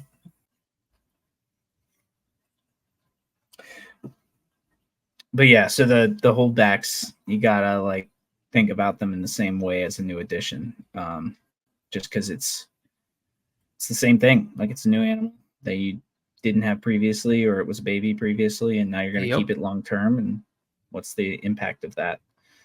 And we can go down that rabbit hole too. But like, you know, breeding animals surprisingly ends up with more animals. Crazy Yep. concept, I know, but like something like you think about it, but you don't really think about it like that, you know. Yeah, and that's a great point too, because then it's like everything that comes along with breeding and the potential of not selling animals and the potential of having more animals and Yeah. all that while also having a kid. Yeah. It's like it's a lot more stressful. Yeah, Like which there's a lot more again, at stake. luckily, in a way, my leopard gecko season is not great because 50 babies, dude, I don't know what I would do with the baby. Without the baby, it'd be fine, but with the baby, I don't know. Be If making leopard gecko soup for the baby. That's messed up. I'm sorry. Yeah, you know, it is what it is. It's fine. It's I already would out never, there. You said it. I would never condone leopard gecko soup. It would And probably then- taste terrible. We didn't cover it at the beginning of the episode, which I'm kind of upset about, but I have more cat gecko eggs too. Oh, fuck. Wait, Yeah. I never asked the question. You never asked the question. How the cat gecko What eggs? happened, Jack? I thought we had a We had a segment. plan. I'm out of it, man. I haven't done this in weeks. How are the cat geckos? Well, I'll tell you what. The first eggs went to shit. The second one went to shit too. It doesn't look good, man. It's getting moldy. Imagine that, right? Damn. Yeah, dude. I don't know, but she laid another clutch. It looks good. I'm trying the Europlatus method. I talked to Jack last week about it. Yeah. So like super wet sphagnum moss, little deli cup, dry perlite with eggs on it to try to combat the mold issue. It's just annoying. Like, I'm annoyed actually about this because we spent months asking every week, how are the cat gecko eggs? And now we got to wait months again. We got to wait, what, 80 days? At least, yeah. Yeah. And then I have another female who's about to drop, I think. So I'm to the point where I'm getting eggs. Yeah. So we're making progress. I just got to get them to hatch or be fertile or whatever the issue is. Yeah. Yeah. You got to hatch some because I'm going to go crazy if you don't. Dude, I'm going to go crazy if I don't. I think I might do something crazy if you don't hatch them. I might, like, people wouldn't want to know what I might do, but I would go crazy. Dude, no, I'm super excited for you. Yeah, it's a process, man, just like everything else, but we're making progress even though it doesn't feel like it. Gotta take the little wins. Yeah, we're getting eggs consistently ish. 4 months. It took 4 months for her to lay another clutch. How insane is that? Crazy. Whoever's told me, I forget who it was, whoever you are out there who told me they breed like crescent geckos, you're a liar. Liar and a thief of Brenden's time. And a cheat. Yeah, and a cheat. And a Yankee. A Yankee. But yeah, so that's where I'm at with the cat geckos. But yeah, I think you're gonna do it, man. I think but like you said, it's good to take the small wins, like that you're getting the eggs, because like if you don't take any wins from it, you're just gonna get fed up and tired of it, you know? Like, for sure. You got to be like, okay, this is good. Like, you can recognize the small good in all the annoyingness, that's going on as well. So, yeah, but then like my brain starts thinking about it's like I've had 6 clutches now, and none of them have hatched. Damn. Yeah, but 3, well, almost 7. When this girl drops, that'll be 3 clutches this year, which is better than last year. Yeah. So we'll see. They gotta some of them's gotta hatch, dude. Like there's gotta. Even if like everything you're doing is wrong, like the odds that one of them hatches is like it's got to be in there. That's what I'm saying, dude. Like I don't know. We'll see. It's gonna be an ongoing segment of this show, I think. Yes. My woes with the cat geckos. Absolutely. We should have somebody on. And last week, me and Jack talked about this. I said I'd bring it up this week. I'm still dealing with the damn ants in my gecko room. I don't know how to get rid of them. You haven't heard about this yet? No. Dude, ants are infiltrating my room. Like black ants, or are they? Yeah, they're eating all my crescent gecko diet. They're in the cages, like eating the food. I don't know what to do with them. What have you tried so far? Because I had ants before. I'm going to be honest with you. I haven't tried anything yet. Okay. I haven't had time to go try anything yet. I'm going to give you the easiest thing, and this worked for me the last time. Tell me, because Jack. I was so stressed because I had carpenter ants, and I was like, fuck. Like, they're going to eat the wood and shit. Like, I was very stressed. Tell me something good. Tell me good news. So they have these, like, gel traps. Yep. They're, like, basically, like, I think full of, like, sugar water. Okay. But it's like got a poison in it, and the ants love it, and they go in to these little traps, and they get covered in the sugar water poison, and then they bring it back to the colony, and then they kill the whole colony. It's like biological warfare on ants. But they sell it like Home Depot, Lowe's, like I don't know if you have Menards there. We do. We have all 3. Oil. But that they probably have it there too. But it's like they're like little gel traps basically, and you just put them around the reptile room. They're non-toxic to the reptiles because they're not going to get in there with them. So, yeah, I would just do that. And then if that doesn't work, I don't know what else, but that's my one thing. But I was super stressed about it, and I was freaking out. And I put these down, and they were gone in a week. So I went down there last week because I feed the crested gecko diet, and obviously I leave it in overnight, and I go back the next day, and I take the bowls out and I put them in my cricket bin, and they kind of finish cleaning it up. Yeah. But I went down there, and the bowls were black, and I was like, what the hell? And I got close, and it was just nothing but ants. And I was like, no way, dude. Yeah. This is happening right now. No way. Yeah. Oh, I've been stressed about it. Do you think that they came in through like the windows? Well, I had every summer I have ant issues in this house. Like they come in the house every summer. Yeah. I deal with it, but I've never had them infiltrate the animal room ever. But I've also never fed fruit paste to my animals other than this year. Yeah. So I found where they were coming in upstairs because my house is old. So like around the front door, there's like gaps where they were coming in. So I re-siliconed all that, and it stopped them coming in upstairs. I haven't seen any upstairs, but they're coming in downstairs now. And I don't know where they're coming in from, but they're there.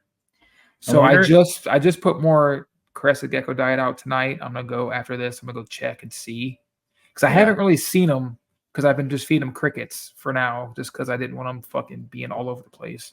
Yeah. So we're gonna see what happens, but yeah, dude, I'm stressing about it. I wonder if you put those no pest strips too, like by the doors and the windows and stuff, and just see if that would like repel them out of there too. I might try that too. Yeah. You just order it all this on Amazon, man. Call it a day. It takes 2 minutes to put in. I'm gonna order it as we sit here right now. Let me the bait trap. Let me get that for you. And then before we get off here, because we're already at an hour and a half, we gotta talk about your pond, dude. Yeah. Well, also, while I'm looking this up, we were talking eggs, so I thought I'd bring this up. I had a eastern box turtle nest in my front yard last night or 2 nights ago. Yeah, dude. I saw that video. It was absurd. Like I was telling Abby, I was like, this will never happen again in our entire lives. Like I will never watch a wild eastern box turtle nest in front of my face in my front yard ever again. What are the odds that that's where she decided to lay? Dude, like and by the way, for context for people, I live in a very suburban neighborhood. Like there's some woods, but it's like even just seeing a box turtle, I've seen 3 box turtles since I've lived here, and I've lived here for 3 years. So yeah, I've seen 3 total.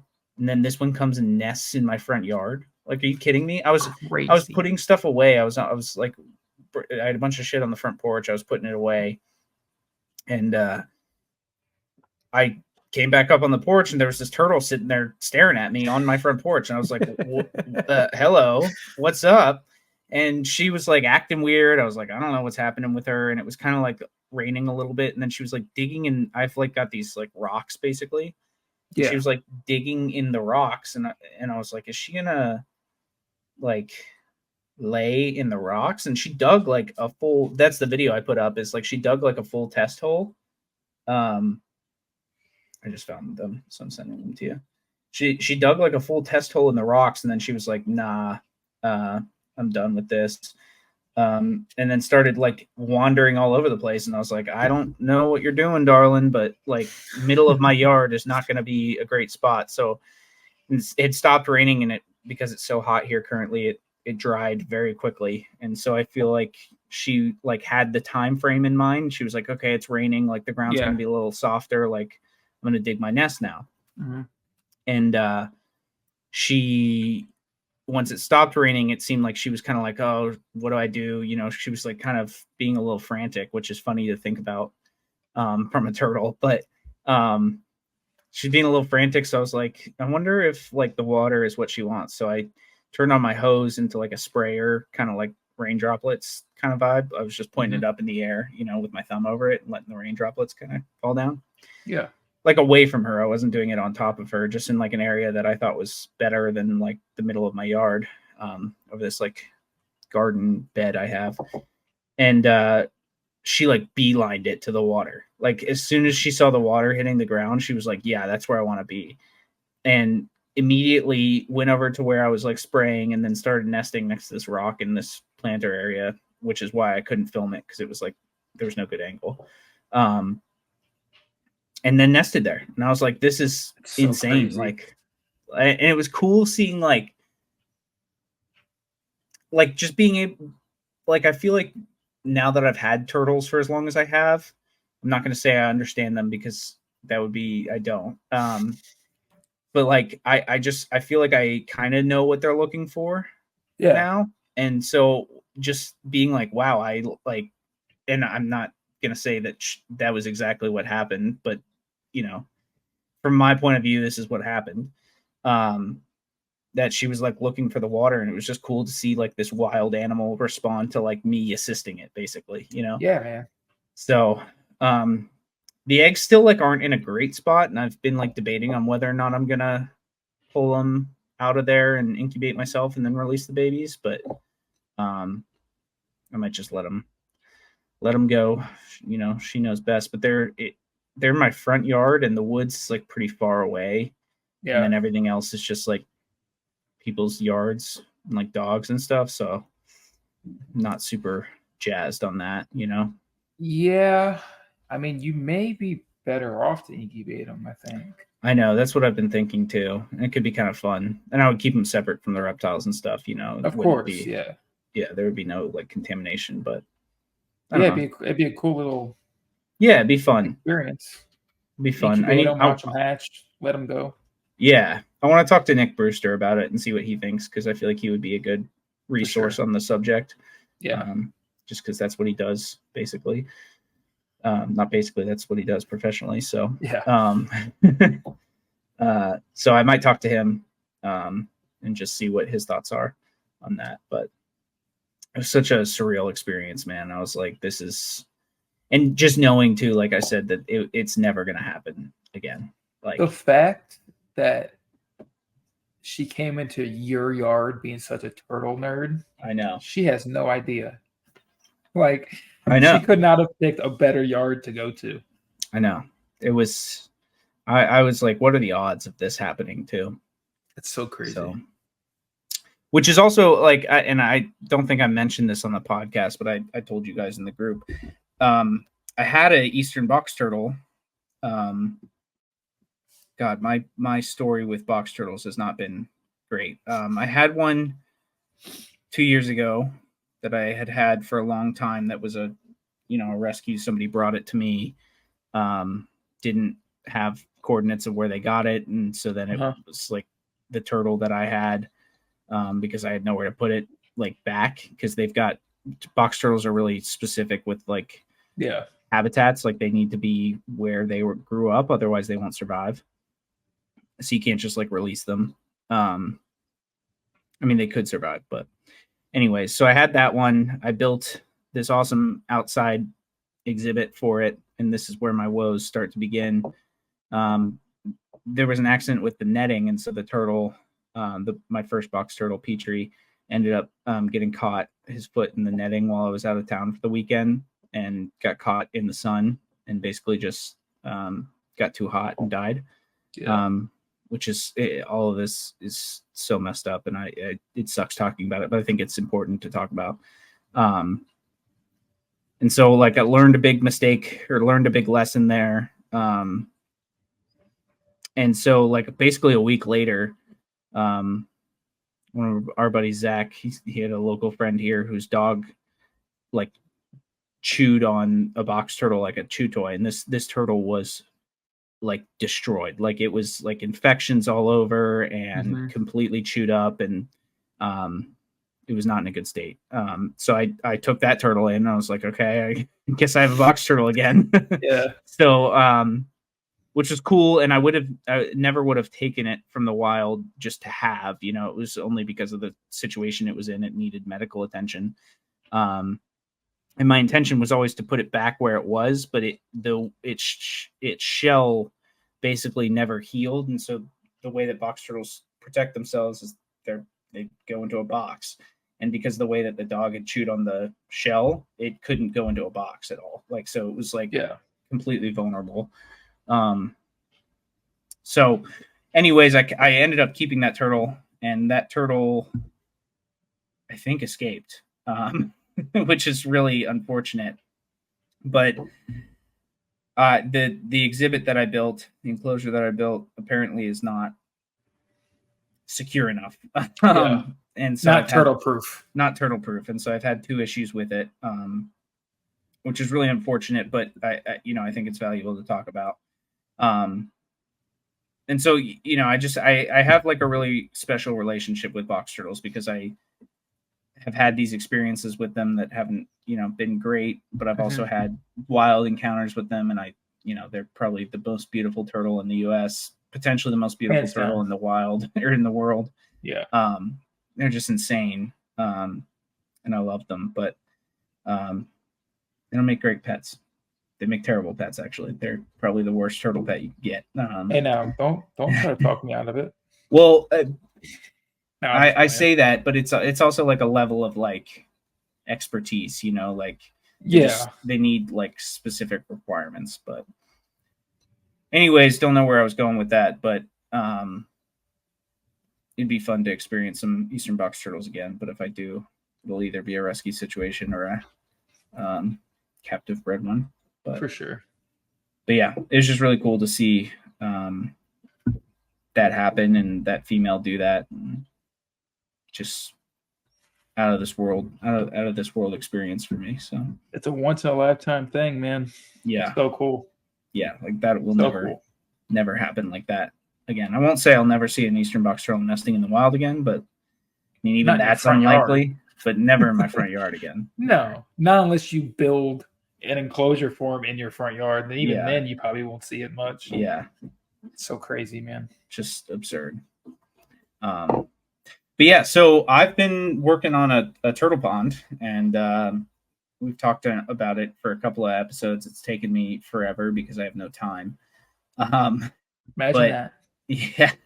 But basically, it's a terraced kind of system, and I got the tubs lined up today, and it's going to look insane. Like, I can't wait to be able to show some pictures on here because I'm really proud of it. But I'm calling it the water terraces.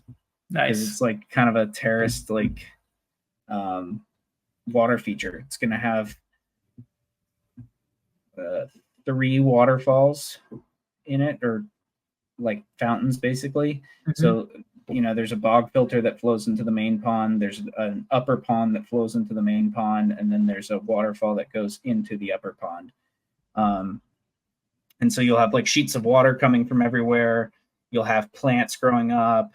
The bog filter is going to be like super planted. I bought some iris for that today, so I've got iris and elephant ear and creeping jenny and all kinds of stuff that's going to be in there, and it's just going to look really, really cool. And I can't wait for it to be done so that I can see the final product, but also so I can stop having to deal with it, because I've been lugging rocks, man. My wheelbarrow broke 2 days ago. The wheel snapped off of it, which was really painful because that's what's been. I have moved 4,000 pounds, which is like 4 tons, 2,000 pounds a ton. I've moved 8,000 pounds of rock since building this thing. That's wild, dude. It's an absurd amount of rock that I've moved with shovel and wheelbarrow. Just because I live on a hill, so I'm extremely jealous of anyone who lives on a flat piece of land, because you don't have to deal with all this. Because the hill, screw you. Dude, from the furthest corner to like the front edge is ground level. The furthest corner goes down. Currently, it goes down 3.5 feet. Damn. So it's like a 3.5 foot elevation grade, which doesn't sound like a lot, but it's a lot. And dude, the crazy thing is, it didn't look like that much when I was just looking at it without like all my wood in there. And I was like, oh yeah, I'll just flatten this out. It'll be great. Nope. Never again. I am buying only houses on flat land. Yeah. Because that was painful. But I think it is like long term going to look really, really cool. Yeah, it'll be I worth can't all the wait for work. that. Yeah. So yeah, I'm doing that. Was able to move the alligator snapping turtle, and I've got a big slider in there with him that I was able to move into the 300-gallon pond, which is good. It's not like all running yet, but there's a pump in there at least because like I said, I'm going to Jersey tomorrow morning at 4:30 in the morning, so I'll be gone for like 5 days, but the pump should be fine for then, and then I'll come back and finish it up hopefully because all I have left is to do the plumbing and a little bit of foundation work with the cinder blocks. So then should be done. I can plant and do all the fun stuff that comes along with it. So hell yeah, man. Yeah, but it's So been see it. dude, it's been 90 plus degrees every day. I've been working on this, moving 8,000 pounds of rock. Like that By is hand. probably by hand and digging and like everything. That is the most absurd thing I've put myself through physically. I've lost 20 pounds since I started. I believe it. Like I believe it. It is absurd. So, but yeah, so that's the plan. That's the main thing right now. And then I've got to do some upgrades. So the wood turtles need to go outside. So they're going to go in that old box turtle exhibit, but I need to make modifications to that first. Yeah. Which I know what I need to do there. So that'll be fine. So wood turtles are going to go outside. I've got these Amazon yellow-headed or yellow-spotted river turtles, the Podocnemus uniphilus, that are currently in my room, which they need to be upgraded. So they're going to go into a 100-gallon stock tank in the reptile room. South American wood turtles need to be upgraded. They're going to go above them in another stock tank. And then what else? I have to rehome some turtles because I'll potentially Abby and I are planning to move to North Carolina at some point. Got a couple of years there, but North Carolina has some weird laws. Yeah. So like I've got 2 red-eared slider, yellow belly slider hybrids. Can't own red-eared sliders in the state of North Carolina, so got to figure out what to do with them. And I've got a spiny soft shell, which you can't own in North Carolina either, which is kind of strange, but Weird. So I've got to figure out what to do with him as well. But yeah, so a little bit of moving hats there. But yeah, just getting prepared, getting all my moves done so that everyone's in the proper sized enclosure, and then that way I've got some other enclosures open for some younger turtles that I can get at Daytona. So because I've got some of those in mind, which Jack and I kind of talked about on the last episode, but it's a changing list. Every day I get on Morph Market and I'm like, now that tickles my fancy. Now that's something I can see myself keeping. Yeah. The thing with I know turtles, how that goes, man. The thing with turtles is they're all the same but different.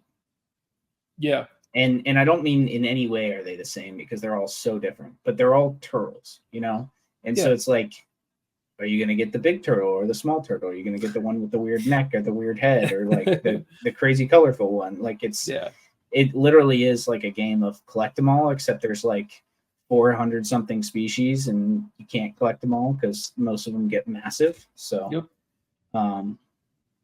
that's the other thing too, is I've got kind of a Noah's Ark thing going on with the turtles right now, which is really just because I'm buying, animals that I'm excited about. And when I see them, I'm like, this is what I want. So, which is fine because I'm not like currently a breeder, if you will, but I would like to breed turtles. So need to definitely focus on like what I want to get more to kind of build out some groups or start a new group. I'd love to get a group of 3-striped mud turtles. That would be the goal. I can have in South Carolina, I can have up to 5 of them, so I wouldn't be able to breed them, but if we moved to North Carolina, I could breed them. Which would be cool. So hell yeah, man. But yeah, that's what's been going on here, dude. I've got some other enclosures that I need to build inside. I still need to finish my yellow rat snake enclosure, but there's just a little bit of dry locking that needs to be done. So that's almost done, and they're still babies. So and then I've got a carpet python enclosure to build for that red that you sent me. So which I've been putting off for so long. We started talking about that like months ago, like probably right when we started this podcast. I was talking we about. did. And it's just like everything else that I need to get done has caused that to go by the wayside because, frankly, she's not outgrown her current setup. So it's like, Right. yeah. Yeah, I got to eventually plan 3 new snake cages at some point. For the Brettles? For the Brettles, for Christie's coastal, and for the Bairds. I gotta figure out something for all 3 of them. They're all still relatively small, so nothing this year. I thought the Baird's was in its adult enclosure. No, she'll get. I'd like to. I'm torn. I want to try to do a like legit, like West Texas rock wall in like a 3x4 tall for her. I think that'd be pretty cool to like see her actually be able to climb and all that stuff. But I don't know if I'm gonna go quite that big. I might just do like a 3x3 or something. But I don't know. I want to give her because she moves a lot, dude. I want to give her as much space as I can. I think you should go that big, and I think you should get a Trans-Pecos and a green rat snake and put them all in there, and that'd be badass. I thought about, and I got rid of all the Bairds when I got rid of all the snakes, which I'm kicking myself in the ass for now because I miss them because I love them so much. But I'm thinking about getting a male and just doing a pair of them, just keeping them together, just let them do their thing. Not necessarily try to breed them, but if it happens, it happens. But I think it'd be a cool little setup. Yeah, I think that'd be awesome. Yeah, gotta have the desert bioactive stuff. But I guess with the Bairds, like you wouldn't have to go like arid. Like you could have like a humid substrate, like not humid, but like a normal like temperate substrate in there. And yeah, yeah. Cool. I don't know because I haven't listened to it yet. I'm gonna listen to it tomorrow when I edit everything. But I don't know how much you guys talked about the Enola exhibit that you built. But we went pretty. I showed pictures and everything. I went pretty in depth with it. It's I'll tell you obviously because you haven't seen it, or you've probably seen it. I've seen it. I posted in the group and stuff, but it's dope, dude.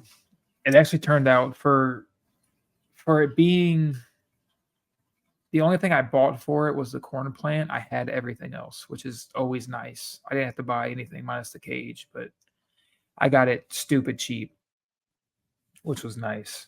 But it turned out good, man. For like a day's worth of work, not bad. Well, I just love. I'm like, for some reason, this has been like a fantasy of mine to have like the see-through, like it's in the middle of your room and you can see through it. And I just the way you've got it done like that is so badass, man. Like I love it. I need to figure out like cord management to just go kind of. Yeah, that's a whole thing. The whole thing. You got so much time on your hands, man. Yeah, right. That's one thing I got to figure out. You could just like nail it to the ceiling. Yeah, I guess I could do that. With like those wire tap things or the like. Yeah. You know what I'm talking about? Yeah. I wanted to run it all down through the counter to like the cabinet area, but then running it out of there is like, I don't know. I don't want it running on the floor, but I feel like I'm going to have something running on the floor.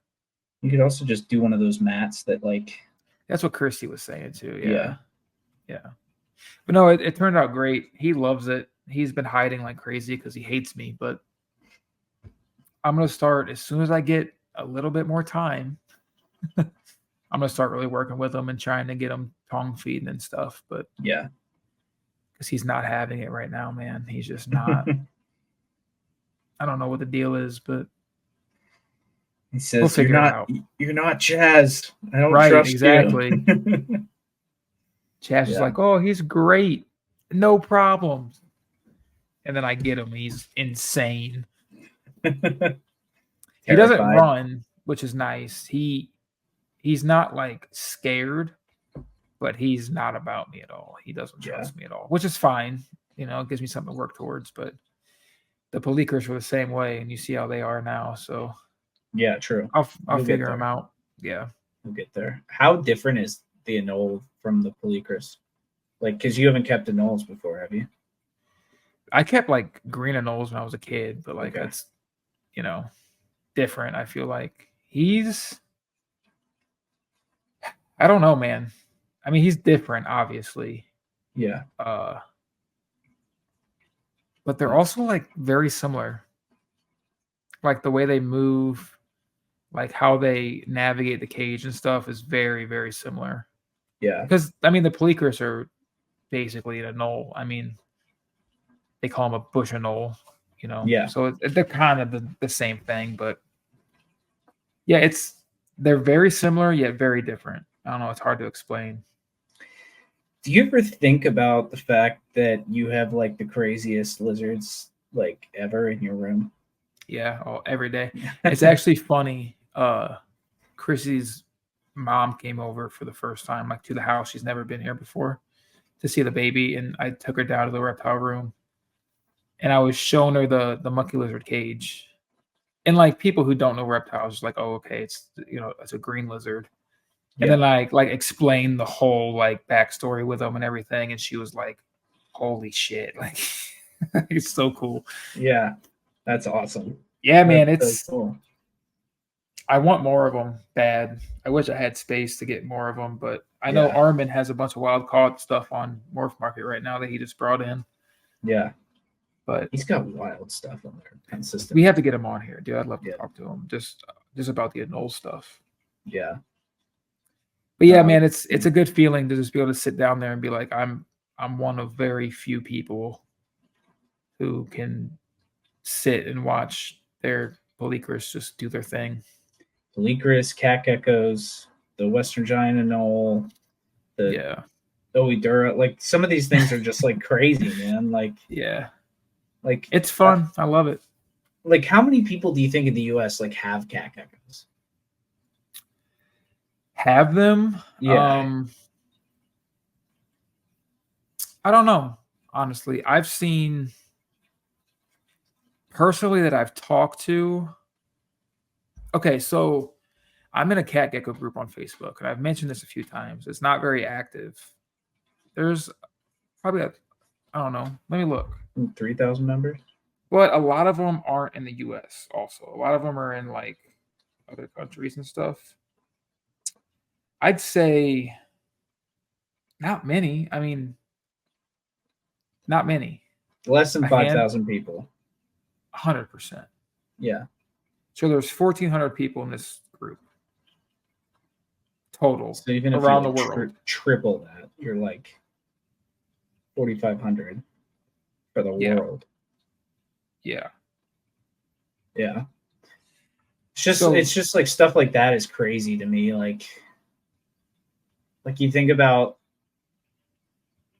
and obviously there's like we are jaded because we have social media and like what we see on social media is like facts, so we have no idea realistically. Like there could be hundreds and hundreds of old dudes who like have hundreds of cat geckos, but we just don't know about them. But like I was talking to Jake about this because Jake has, and it's Jake Bratz from Longleaf Reptilia, but he's got a ton of yellow rat snake localities, like a ton. He has the most in the hobby, hands down. So that's where I was going with it. I was like, we were talking about it, and I was like, so you have the most in the hobby? He was like, well, I definitely have more than Montross, and I don't know who else. And I was like, if somebody else had more localities of yellow rat snakes, like Montross would know, and 100%. And then even if they weren't on social media, Jake would know. Yeah. So it's like, and it's like even if you're not on social media, like with the cat geckos, like just based on how many you see at a show, like at Tinley, the arguably one of the largest reptile shows in the US, there was like 7 total, maybe. Cat geckos? Yeah. Yeah. And I bought 4 of them. Yeah. But that's what I'm saying. This is not a thing. and I may be wrong on this. I don't know, but I think I have the biggest collection of them in the U.S. I think. Wow. If not, I'm very close. Wow. And there's only one person that actively breeds them that I know of. See, that's absurd. And she only has a handful available a year. Less 10 maybe. Say 10. 10 to 15 a year. Yeah. A year for the US. You know. I don't know how many she keeps. I haven't really asked her. But I have a dozen or so, a little bit more. You know, I have a decent I have a whole wall. Like, you Yeah. know. So yeah, I gotta have at least, if not the most, close to the most, like biggest collection of them in the U.S. Yeah. Which, again, we've talked about this. Who gives a shit? But like, it's cool. Yeah. You know, It's very cool. I think it's I very think cool. so.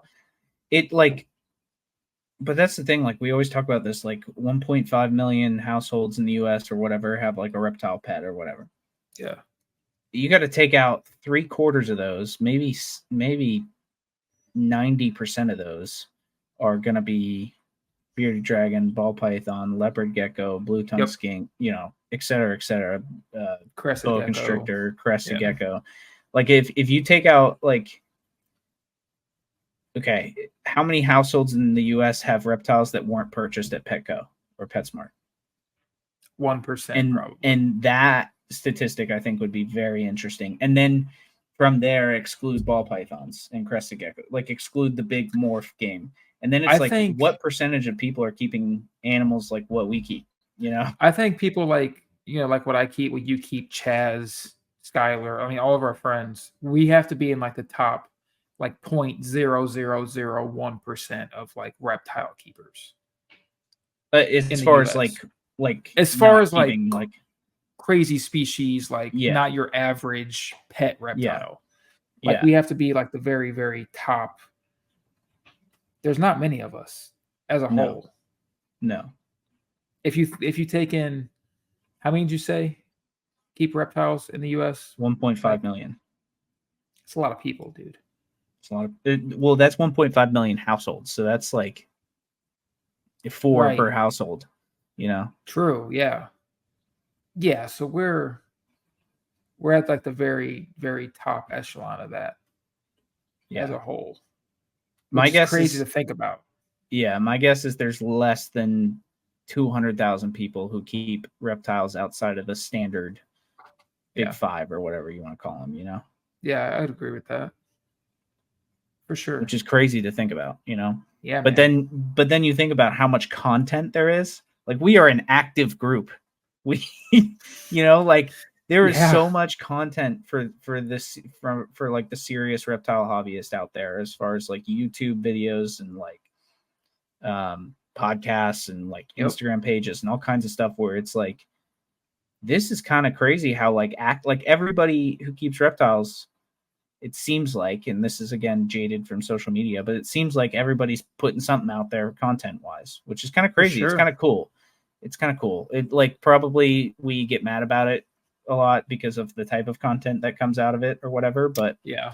it is cool to know that like this is a hobby where people are out there doing things, you know? For sure. It's very active.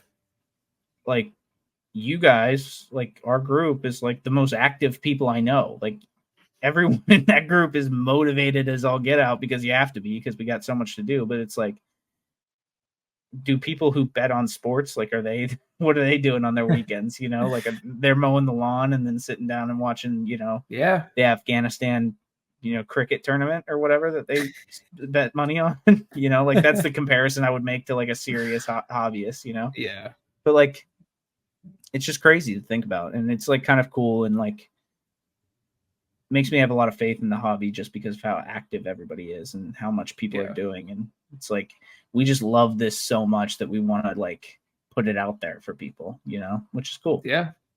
I Absolutely. don't know how we got there, but I went on a tangent. We've had a lot of tangents in this episode, man. Lack of sleep. Yeah, that's for sure. No, man, but the null cage, I think it's super dope. Like I love the see-through kind of exhibit there. Yeah.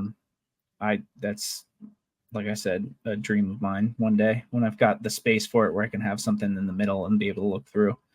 But yeah, just I'm awesome. stoked for the day where I can go in and just like get them out for Yeah. people.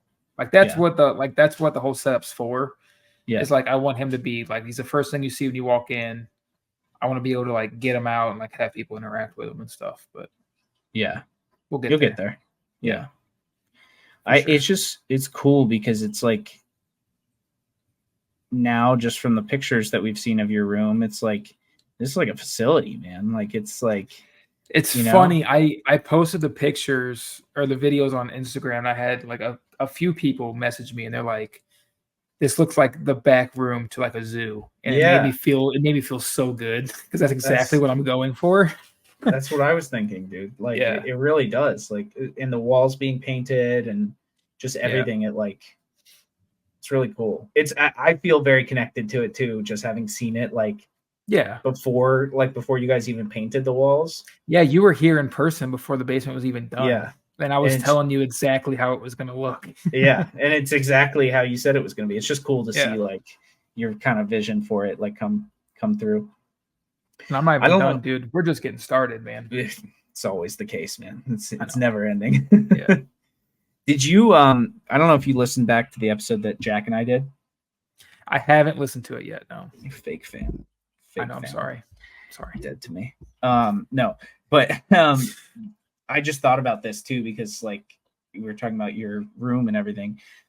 Jack and I had talked about Jack came up with the idea. It was actually an insane idea, but you know those like picture frames that he brought that up last week. Dude. Insane idea. Dude. Yeah. I was like, I almost wanted him to not say it and cut it off the episode because I think that'd be a cool cool thing. It's dope, dude. It's such a good idea.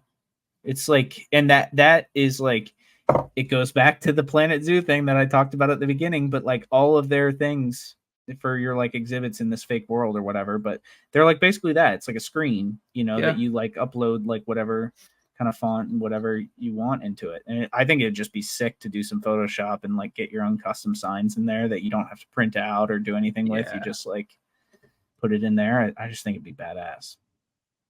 Yeah. And that's another way to elevate into that, like, like whatever it's called, like facility or back room to a zoo or front room to a zoo, Yeah, for sure. It'd be kind of cool to like do a bunch of those in Photoshop and then sell like a package. Yeah, man. A BTT package where you sell like the ID card or whatever, and you could like customize the image to be like your animal if you wanted, or you could just be generic. And it comes with like the downloaded image and then that thing, and then you can like upload like whatever else you want to it. Just be so interesting. Cool. Yeah. Yeah. An idea. Something we need to look into, I think. Yeah. Be easy to do too. Not easy, it would take time, but like for you maybe. I already told Jack last week. I was like, you and Jack can figure that shit out, dude. I'm out of that because I don't know what the hell I'm doing. Well, you just need to send me a picture of your cat geckos and some I can words, do that.